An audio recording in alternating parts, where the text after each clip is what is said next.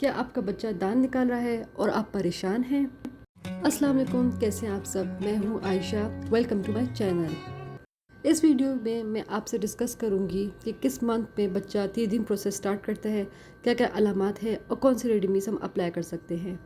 बच्चे जो हैं अक्सर 6 माह से दांत निकालना शुरू कर देते हैं। ठीक है, ये हमने एक मिनिमम मार्जिन रखा है, पर हर बच्चे का वेरिएशन होता है, हर बच्चे का डिपेंड करता है। कुछ बच्चे 1 साल की उम्र में भी निकालते हैं, कुछ 6 माह में भी निकालते हैं।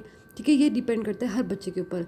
हम माएँ अक्सर परेशान हो जाती हैं कि हमारा बच्चा 1 साल का हो गया है और उसने अब तक दांत नहीं निकाला। इसमें परेशानी वाली कोई बात नहीं है।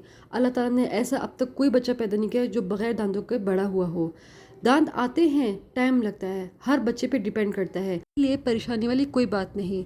और जब बच्चे का दांत निकलता है हमेशा नीचे वाला सबसे पहले दांत निकलता है और ड्यूरेशन चेंज हो सकता है। लाइक बच्चा 6 मंथ में भी दांत निकाल सकता है, 8 माह में भी निकाल सकता है और 1 साल में भी निकाल सकता है। हमें कैसे पता चलेगा कि हमारा बच्चा टीथिंग प्रोसेस में है?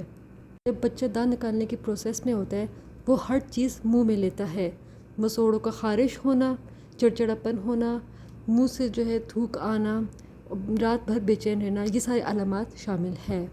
यहाँ पे हमारा आता है एक मिसकॉन्सेप्ट। लोग समझते हैं कि जब बच्चा दांत निकालता है तो वॉमिटिंग करना, लूज़ मोशन होना एक नॉर्मल प्रोसेस है। नहीं, इन दोनों का दांतों से कोई ताल्लुक नहीं है। जब बच्चा दांत निकालता है तो उसके मसूड़ों में बहुत ज़्यादा खारिश होती है, तो उसके इर्द गिर्द मौजूद तमाम चीज़ों को वो अपने मुँह में लेता है। अगर वो चीज़ें अनहाइजीनिक होती है वो इसके पेट में जाकर इन्फेक्शन की वजह से वो लूज़ मोशन और वॉमिटिंग करता है। तो कोशिश करें कि बच्चे के इर्द गिर्द मौजूद चीज़ों को साफ़ रखें, यह चीज़ अच्छे से हाइजीन करके बच्चे को दें। चलिए कुछ डिस्कस करते हैं होम रेमेडीज़ आपके साथ। फर्स्ट टिप, आपने अपने हाथों को अच्छे से साफ़ करके थोड़ा सा शहद लेकर बच्चे के मसूड़ों में अच्छे से मसाज करना है। इससे आपकी ब्लड सर्कुलेशन इंक्रीज़ होती है, बच्चा रिलैक्स फील करता है।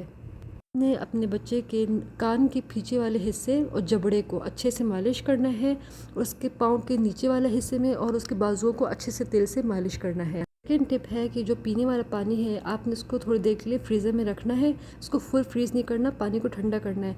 फिर कॉटन के कपड़े से, साफ़ कॉटन का कपड़ा हो, उस पानी में डिप करके उसे अच्छे से निचोड़ के बच्चे के मसोड़े में हल्का सा मसाज करना है। मार्केट में कई तरह के तीदर होते हैं, इस टाइप तीदर ना ही ले अच्छा है।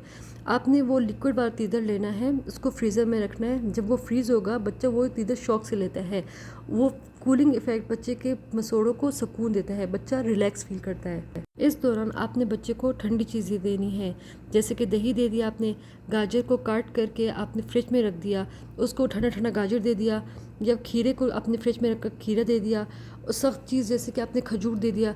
ये सब चीज़ें जो है बच्चा आप शौक से लेता है। ये तो हो गई कुछ टिप्स और रेमेडीज़। मार्केट में ग्रेप वाटर्स भी मिलते हैं, आप बच्चे को वो देख सकते हैं। बायो 21 के नेम से छोटे छोटे टैबलेट्स आती हैं, आप उसका भी यूज़ कर सकती हैं। इन टैबलेट्स के कोई साइड इफ़ेक्ट नहीं है। उम्मीद करती हूँ आपको वीडियो पसंद आई होगी। अपना ख्याल रखिएगा। अल्लाह हाफिज़।